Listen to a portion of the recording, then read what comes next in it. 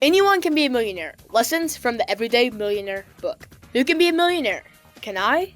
Can you become one? Hey guys, and welcome back to the Cash Kid Podcast. Today, we're talking about something that most people think is impossible, but actually isn't. You don't have to be born rich, and you don't have to be famous. You don't even need a six-figure salary. But what do you need? That's what we're gonna talk about. So, you got some cash. Maybe from an allowance, or that money your grandma gave you for your 7th birthday. Here you go, sweetie. Woohoo! Thanks, Grandma! Whatever it is, what are you gonna do with it? Spend it, hide it away, or maybe invest it? Let's start learning how to make that money grow. Time to learn how to be a cash kid.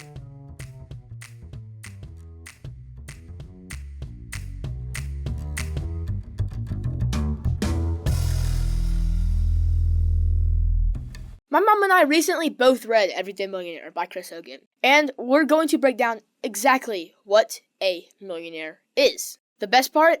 Almost anyone can do it. It just takes smart financial choices, patience, and the right mindset. I learned a ton from this book. It actually shocked me how wrong most people are about who millionaires really are. And trust me, after reading this book, I realized that anyone can do this. No lottery tickets, no trust funds, just smart habits, the right mindset, and patience. Remember, the Cash Kid Podcast is here to teach my generation how to earn, save, and invest money earlier in life. We're gonna bust some millionaire myths today. Let's get started. What is a millionaire? Alright, so let's start with the basics. Before we dive into how to become a millionaire, we should probably define what a millionaire actually is. Most people think that a millionaire is someone with just $1 million in cash, just sitting around in the bank account. That's what I used to believe when I was 7, but that's not what it actually means. A millionaire is someone whose net worth is at least $1 million.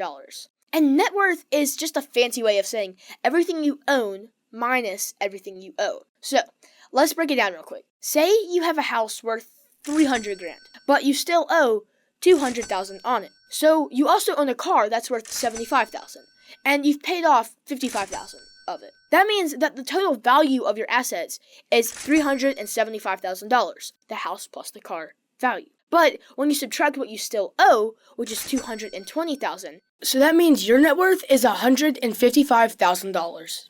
And to be a millionaire, that number just has to be in the millions. Segment 2. Who actually becomes a millionaire? Okay, now that we know what a millionaire is, let's talk about who actually becomes one. So in the book Everyday Millionaire, Chris Hogan interviewed over 10,000 millionaires for this book. What surprised me was that most of these people who are millionaires, honestly, I thought it'd be people who are making six-figure salaries and are big CEOs, athletes, or tech geniuses. But in reality, the majority of people are regular people. They're teachers, engineers, small business owners, even some people working in everyday jobs. Most of them never even made over $100,000 a year. That blew my mind. The idea isn't about how much you make, but how much you keep is huge. So many people think that you have to have some crazy high-paying job to build wealth. But it's really about spending smart, saving consistently, and avoiding debt. Okay, so there's a myth or like a stereotype about millionaires that Chris Hogan debunks in the book. And it's the thoughts that millionaires always live these flashy lives, with fancy cars, designer clothes, huge houses. And for my generation, because that social media and movies is just so drilled into our heads that that's just the truth. We feel that we have to be, look, and live that way just to be rich. But according to the book, most millionaires actually live pretty normal lives. They drive used cars, live in modest homes, and they don't waste money on things that they don't need. Chris Hogan calls it the millionaire mindset. They don't care about looking rich. They care about being rich. Big difference. Most people think that millionaires come from rich families or inherit their money. But that's so wrong. Did you know that 79% of millionaires received no inheritance at all? And the other 21%, only 16% of those, got more than 100,000. This just shows how so many people can become a millionaire, and it doesn't have to be inherited. And get this, 8 out of 10 millionaires came from families that were middle-class income levels. So basically, most millionaires didn't start rich. They built their wealth from scratch. That's a huge myth buster. In Chris Hogan's book, he highlights a lot of stats. One of them is that 1 out of 3 millionaires never had a six-figure income.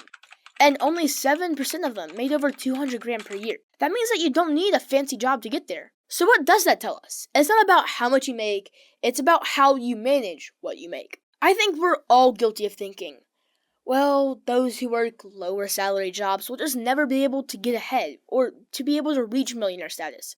But he gives so many examples of teachers, farmers, and construction workers all reaching millionaire status. Segment 3, the millionaire mindset. Okay, let's talk mindset. One thing that stuck with me from this book is that millionaires believe they're in control of their own destiny. They don't sit around waiting for someone to make them rich. They take control. They make smart decisions and stick with them for years. That's a big deal. If you'll tell yourself, I'll never be rich, guess what? You probably won't be. But if you believe that you can and you put in the work, you've got a real shot. Millionaires also don't blame others for their money problems. They don't rely on luck or wait around for someone else to fix things. They take responsibility and work towards their goals. Segment 4, smart money habits of millionaires. Alright, let's get to the good stuff. If someone listening wants to be a millionaire someday, what are the habits they should start practicing right now? What do you feel you learned from the book Everyday Millionaire that could affect the habits of your generation? Here are the big ones. Live below your means. Millionaires don't spend every dollar they make. They budget, they save, and they avoid debt. Plan for big expenses. 95% of millionaires plan and save for major purchases, while most people will just put things off on credit cards. They be sure to set that money aside in case something bad happens. Invest early and often. Investing is the ultimate wealth building tool because your money works for you. And I love to talk about investing. Yes, investing is huge. The stock market will go up and go down. But over time, it grows. And your money is making way more than just saving it alone. It doesn't take a ton of time. You just set it and let it grow. Sure, there'll be recessions and dips in the long run, but the market always bounces back. And now for our fifth and final segment, how to get started now. Alright, let's wrap it up. What's the first step someone should take if they want to be a millionaire? Step 1, start saving and avoid debt. Credit card debt will keep you stuck, so don't use it for things that you don't need. Step 2, live below your means. If you get $20, don't spend $20. Maybe you could spend $15 and save $5. Just doing small things like that will help you be able to get there. Step 3, invest early. Even if it's just a little at first, get started. Dip your toes. And most importantly, remember that anyone can do this. It's all about time, discipline, and smart choices. Alright, that's a wrap. If you like this episode, be sure to subscribe to the Cash Kid Podcast so you don't miss our next episode.